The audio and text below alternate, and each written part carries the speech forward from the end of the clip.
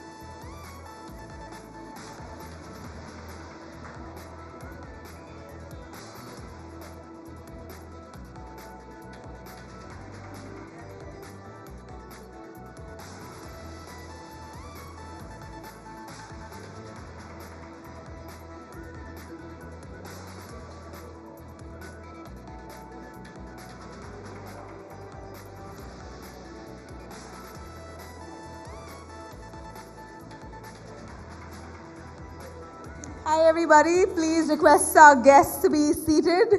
We have our panelists here already in the room.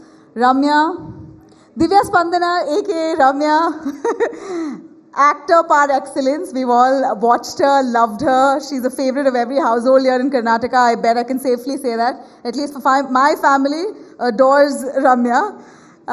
She turned to politics, had a successful stint there.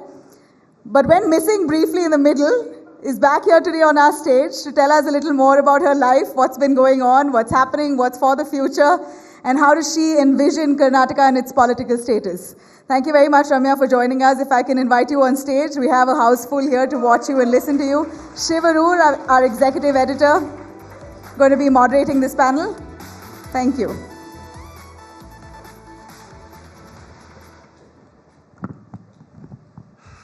Good afternoon, everybody, and Divya, may I say, or Ramya, may I say, really good to see you after a long time.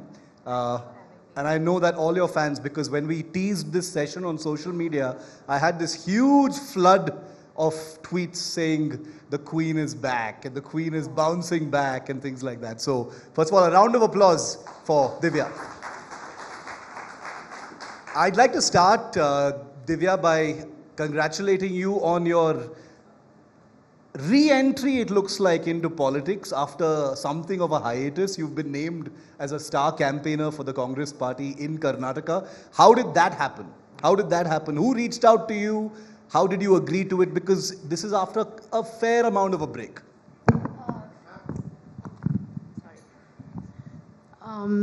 KC Venugopalji and Surjewalaji reached out and they asked me if I would be willing to campaign, and I said yes. I may not be able to make it for all the events, but you know, wherever I can and whenever I'm available, I will. So that's how it happened. So how did you make that decision? Because Divya, you'd taken a bit of a break from politics. I mean, right. From a very high-profile kind of role, you know, you exited politics, and a lot of people were wondering, hey, where's she gone? And now you're back. So you're going to be back in the spotlight once again, because this isn't a backroom operation. You're going to be a star campaigner, so you're going to be out there. So how did you take that decision? I had decided to quit even before the general elections in 2019, and I had conveyed this to Rahulji, and I decided to quit solely on like health issues that I was going through at that point of time, and I needed a break. And he was, I mean, a little unwilling, but he said, well, you need it, so, you know. And I didn't like talk about it, so I think a lot of people, you know, were wondering and curious, and there were obviously a lot of other reports doing the rounds, and at that point of time, I didn't bother clarifying, but then I realized after a point that, you know, it was, everywhere I went, people would ask me about, you know, those rumors, and I was like, okay, I need to set it right, and then I spoke about it. But then I've always been supporting the Congress, and in fact, before these elections, the BJP also reached out to me because I think they also thought that there was something going on between me and the Congress, and I was like, very magnanimous of you, despite everything that I've said and criticized, you know, the BJP and its leaders, but no, that's not happening. So you're saying the BJP also reached out to you as a possible star campaigner? Yes. Or as or to fight on a ticket? Yes, to contest the elections, yeah. And they said, Naleni Nimna Minister Martivi, and I think because, you know, there are very few women in politics in Karnataka, and also the caste equation, as much as I don't like saying it, it is something that is considered. So I think from that angle, they sort of, yeah. So who reached out to you? I mean, I know everything is in motion here in Karnataka. From the top leadership to, yeah. They sent feelers and they also directly spoke with me, and I was like, you know, no, that's not happening and everything is fine. And more than that, I think ideologically I am more like a centrist, I'm more a liberal, so I don't hate the BJP. I just disagree with, you know, some of the things that they stand for. No, this is actually incredible. From taking a complete break from politics to both the parties wooing you, that's definitely news. And the BJP also offering you and the JDS too, when I met... so the JDS also... I met... the three parties were fighting over Divya, basically. I met Kumar Swamiji at a salon. At the salon? Yeah. And he was like, I don't know, Ramya avare hegidira bahala varsha aitu and neevu enik bitri politics neevu barlebeku and all of that. I was like, so okay.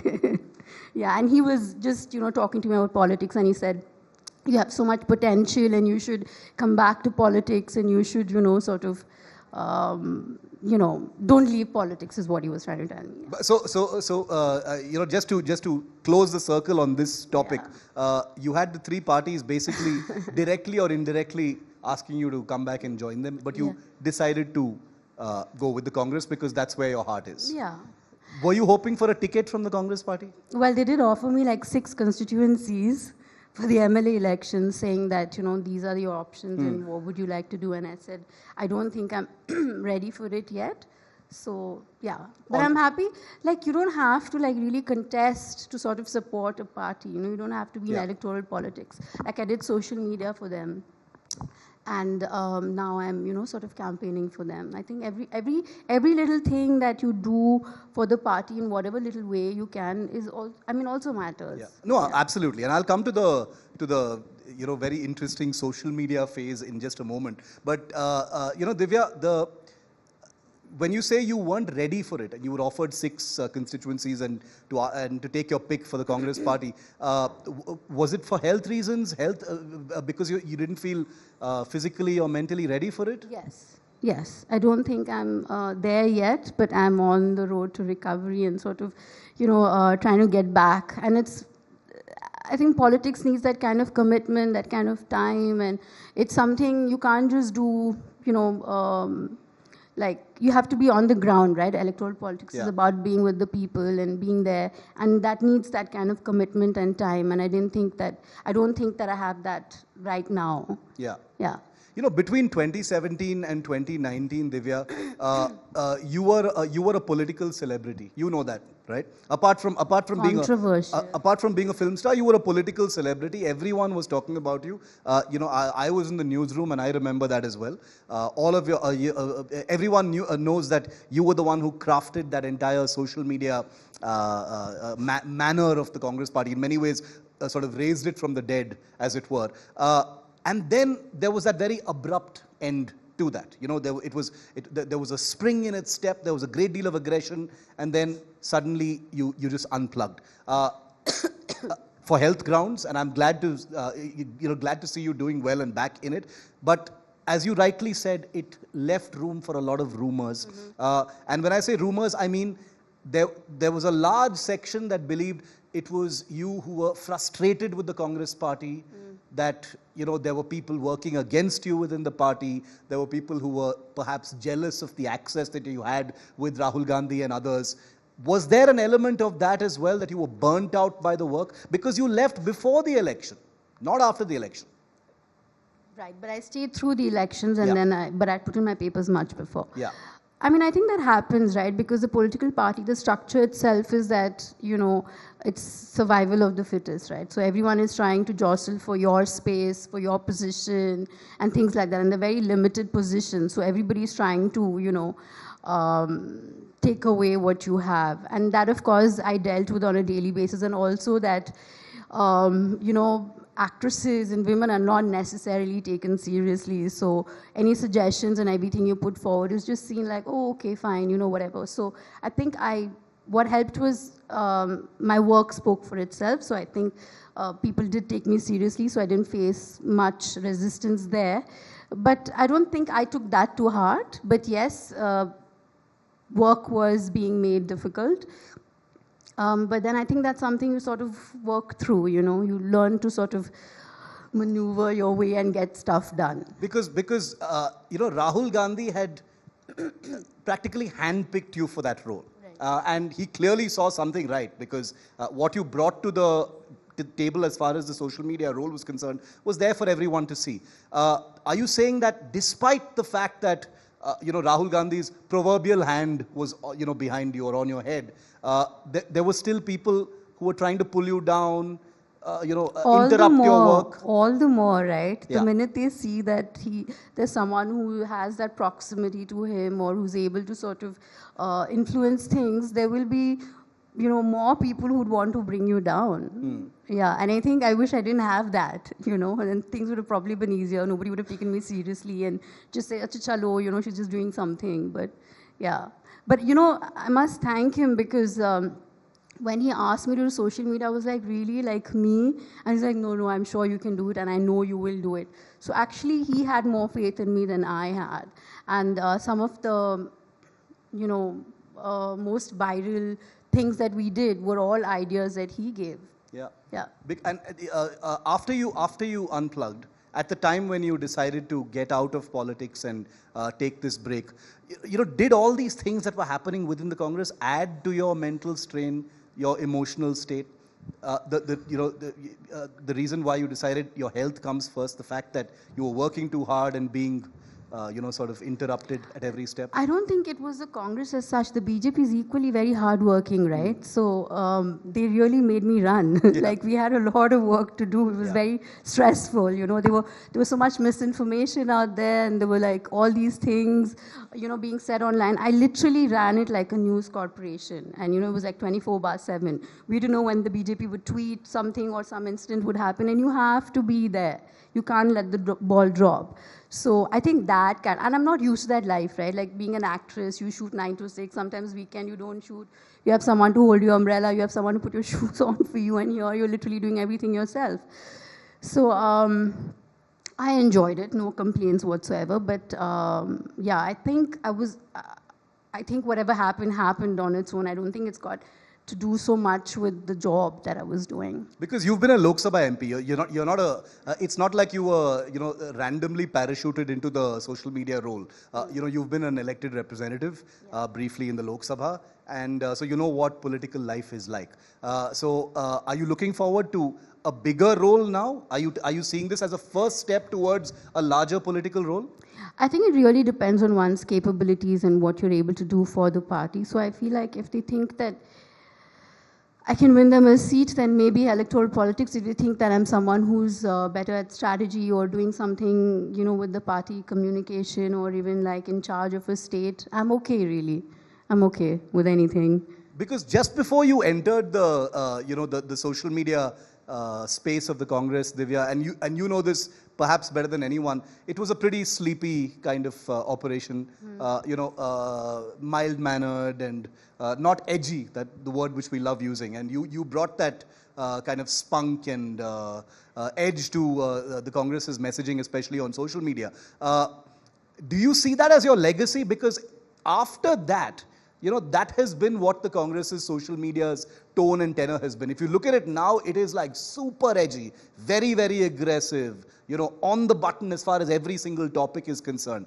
That's something that you brought in first. So do you still look at it and say, this is what I gave birth to and it's still going strong? I'm really happy, and also because, a lot of the team that we put in together is still there, and they're still sort of taking this forward. So I'm still in touch with them. I chat with them, and yeah, they're still there. I think they're doing a really good job. Do you think the Congress was late in realizing the worth of social media? Because at the time when you took it over, there was a sense of distance. Not a great amount of importance paid to social media. Now it's completely the opposite. Now the Congress is completely on the front foot as far as social media is concerned. Yeah, I think back in 2014, I don't think the Congress was using social media much, but it was also people just moving into the social media space, right? A lot of people didn't know of Twitter, but now you have a lot more users. Instagram, I think Facebook is pretty much, I don't know, passe. I don't know how many people use Facebook anymore, but but Instagram and Twitter, During your hiatus from politics, Divya, have you stayed in touch with Rahul Gandhi? Has Rahul Gandhi stayed in touch with you? Sort of, yeah. Because in a couple of recent interviews, you've talked about how he was there for you in a difficult time. Tell us a little bit about that.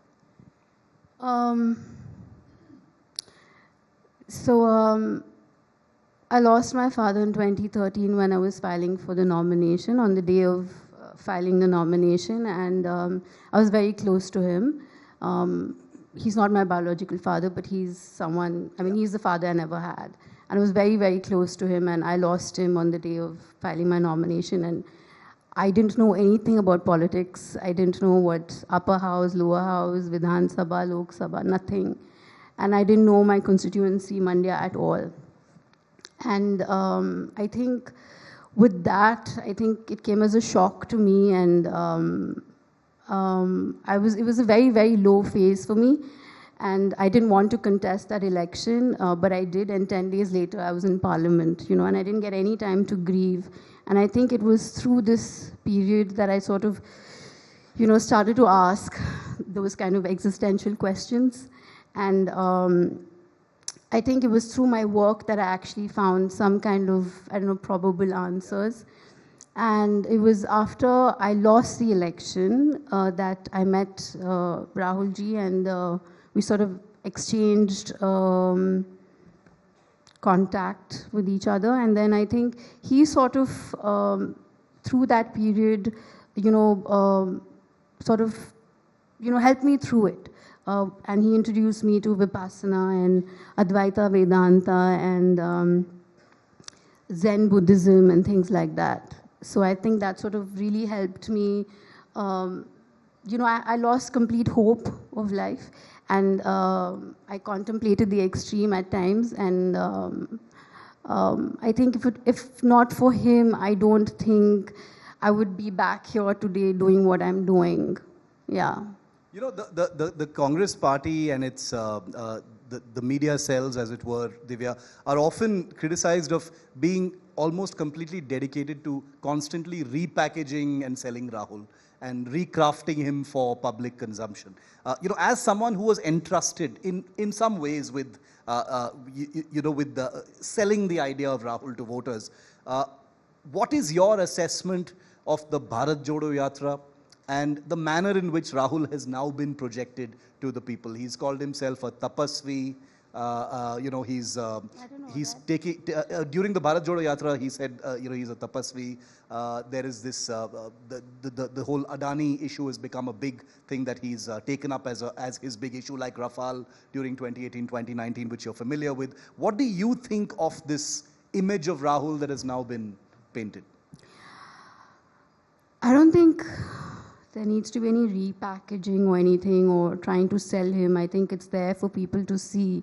And I think, going by the circumstances, the environment in the country today, I think if there's one person who's really speaking the truth and not backing off, despite being stripped of his MP status and his house and everything, he's still speaking about it, Nobody else is, no one from the film industry, I'm sorry, but nobody in the media, nobody's talking about it, only he is. So I think that kind of courage, that kind of bravery, I don't think anyone else is displaying that. I think only he is.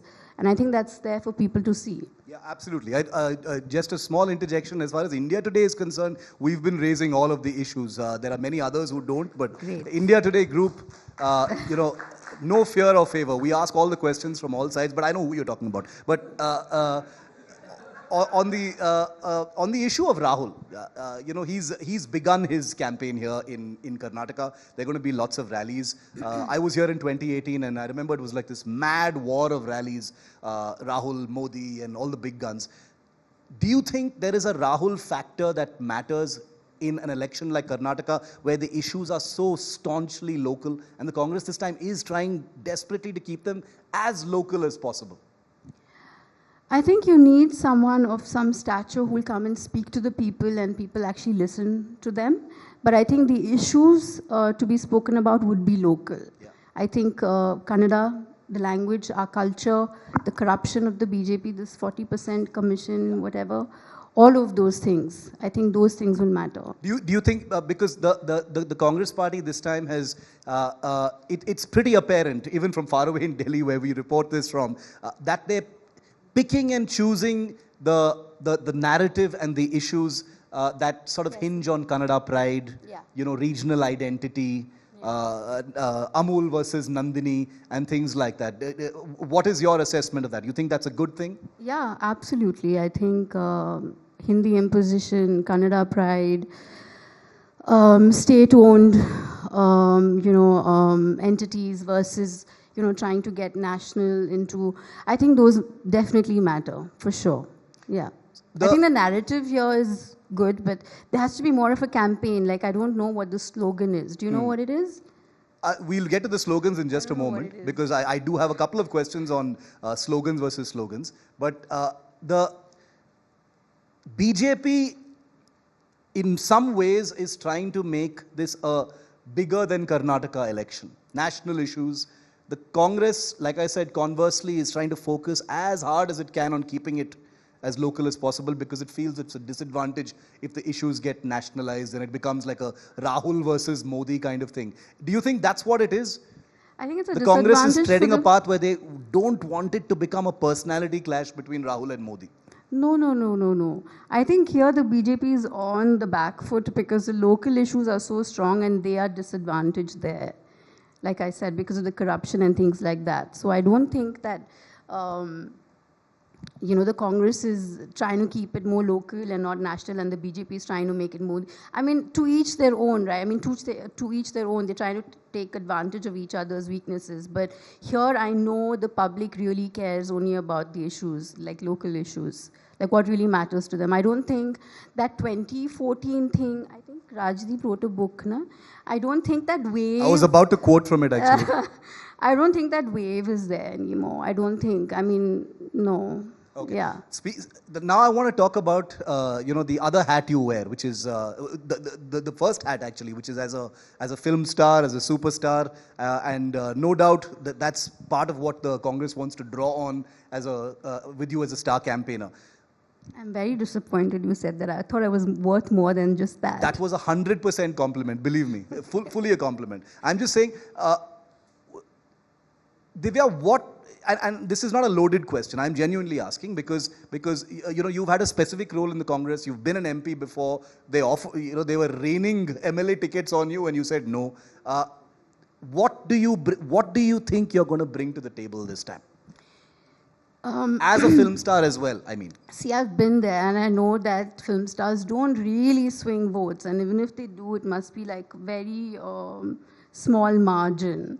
But I do think that, if you're going to a particular constituency, it's easier for the candidate to get people to come and sort of, listen to what they have to say. Otherwise, I think basically all parties just pay people to come to these events, And whereas with a star campaigner, it's much easier to get the crowds because even though they're just coming to see the person, you're also in an advantage that they get to hear what you have to say about issues and whatever. So I think in that sense it helps, right? Because that's all politics is about. You need the crowds, you need people to listen to you and then make an informed decision and then sort of vote for the candidate. Because the Congress made it something of a virtue of not, enlisting a bunch of film stars. The BJP has got Kicha Sudeep on its ranks as far as the star campaign is concerned, especially for the incumbent chief minister. What did you think of that? Well, he and I were we're good friends. Yeah. So when he told me that, he's not sure, should he not? So I sort of, we were having a chat and I think he did meet people from the Congress and the BJP as well. And then... Was he also wooed by both? Of course, wooed by the Congress? Yeah. And I think finally he decided to go with Bommai Mama, as he calls him, I think he knows him personally and he just thought that, he would campaign for him. Yeah. But did he tell you why he decided that? He's just said for reasons. He didn't really, and I didn't probe. It's his personal decision. But I do think that, he should sort of get into politics at some point because I think that he has potential and I think he can sort of make a difference. Do you think, apart from, the crowds coming in, do you think that any party that enlists a lot of star power is signaling that it is on the back foot? Do you think the BJP is weak in Karnataka and that's why it needs star power? No, because like I said, even they know that stars don't really swing votes for them. It's just a very, very small margin, it's not something. So I think it's just, like I said, like you bring in the crowds and you sort of, speak to them. I don't think that having or not having is really going to make a difference. That's my personal opinion. Speaking about, hung houses, which Karnataka is so used to. Saw it happen in 2018. It's happened a few times before that as well. As someone who's now going to jump right into the politics, and you will be expected to know everything that's going on. What do you think? Do you think, because most people think that the JDS is just rubbing its hands in glee on the sidelines, waiting to be kingmaker once again, or king, like the last time? Do you think that's a possibility? I think it's too early because here elections is just the last 2 days, that's really like something that will tell you which way it's going to go. I think right now it's too early. But I do think that Congress has an edge, and I do think that Congress is in a better position than it was in 2018. And I do think that JDS is doing like an aggressive campaign because, like you said, they want to be the kingmaker again. But I feel really for the people of Karnataka, and I think they should really go out and vote like in majority, because we don't want another hung assembly and, then another Operation Kamala, I don't know, 12 point, I've forgotten whatever the number is, because then the people really suffer. So I really hope that they see what is happening and they really go and vote for whoever it is in majority. And I'm hoping it's the Congress, but yeah. 2022, Divya, was marked by, one polarizing issue after another here in Karnataka. And I'm sure you, looked at all of them.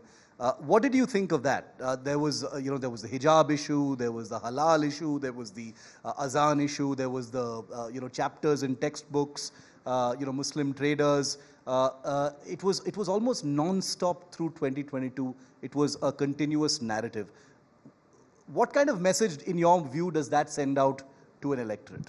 It means that the BJP has nothing else to talk about, right? If you have like a great economy and you have jobs and you have development, then I don't think you'll be bringing this whole Hindutva narrative. I think when they push that, that, okay, the BJP is trying to digress from the real issues.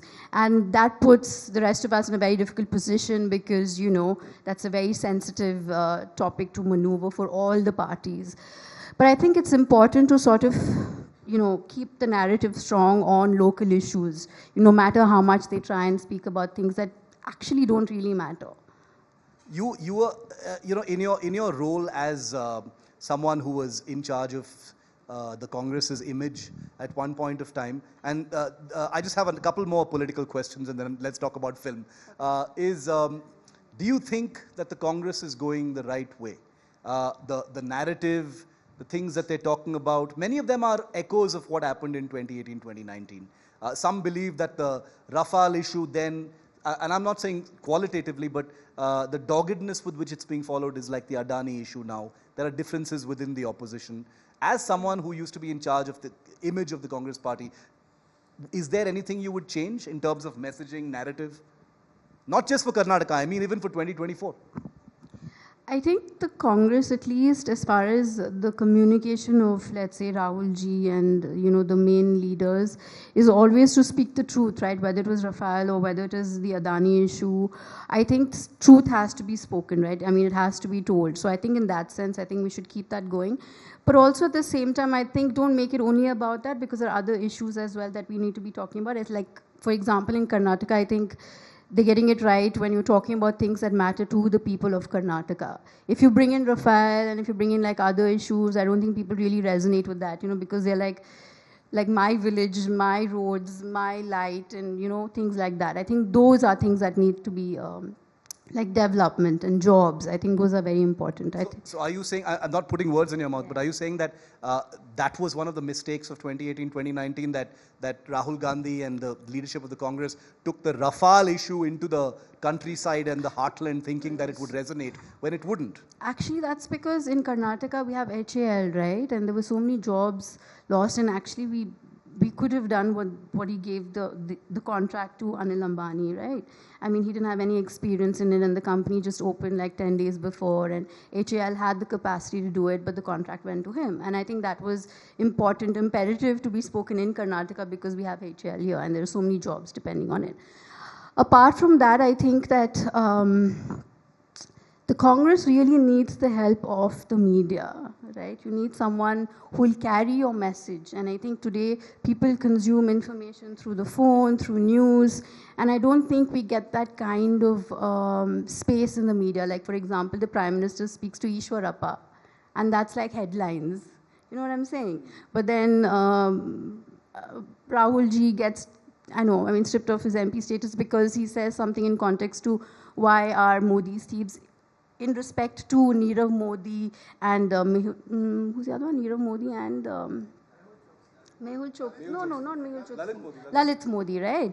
And for that, I mean, and there are people who are really corrupt and who are just roaming around freely, like people who've killed people, let's say in the whole farmers rally, right? They're still there, you know? But that's what I'm saying. We need the help of the media. Otherwise, you're always going to criticize the Congress and say they're not doing enough, they're not saying this, they're not saying that. Or when they say something, okay, this is not up to it, or whatever.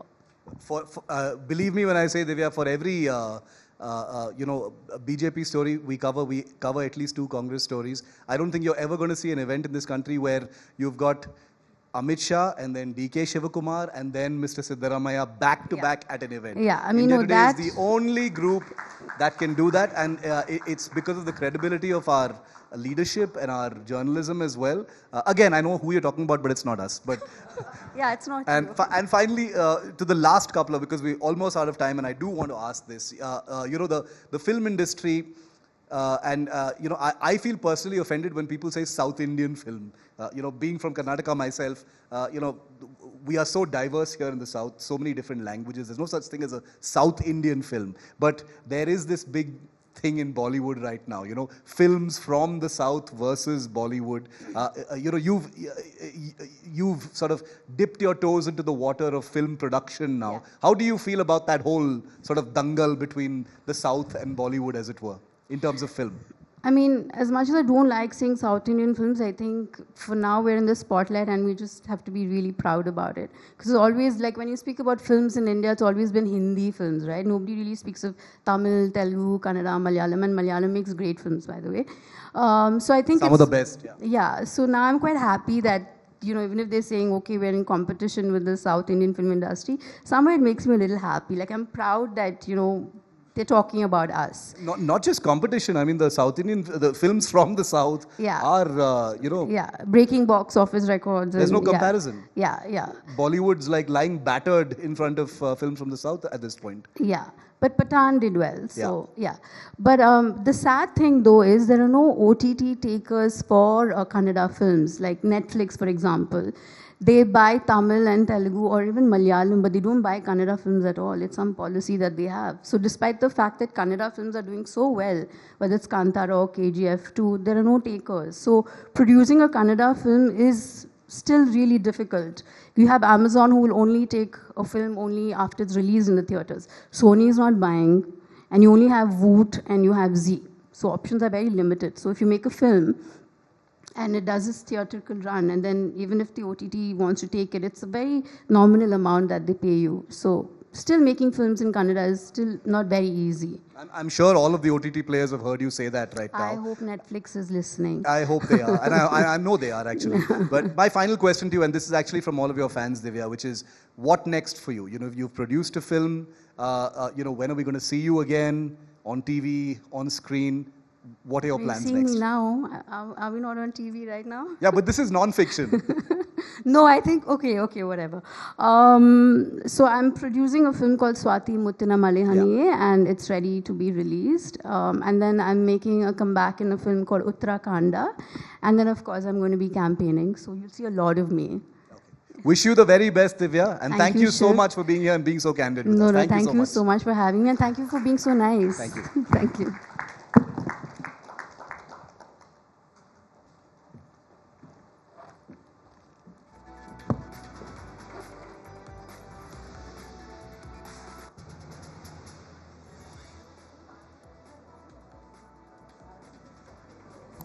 Thank you very much, Ramya, for bearing it all, speaking your heart out. That was a lovely session. Ramya, actor turned politician who makes a comeback, this time as a Congress star campaigner at the Karnataka elections. You'll see her campaigning for the Congress party in a few weeks. All right, our next session that we're coming to is the youth of Karnataka. In fact, hungry and restless. This is what defines the youth of our state. Leaders as well as voters. The youth are energized and they have multiple issues based on which they want to vote this time. What are those real issues and how are netas really addressing them? We have some of the young netas who are going to be joining us on stage. I'm going to introduce them in just a few moments.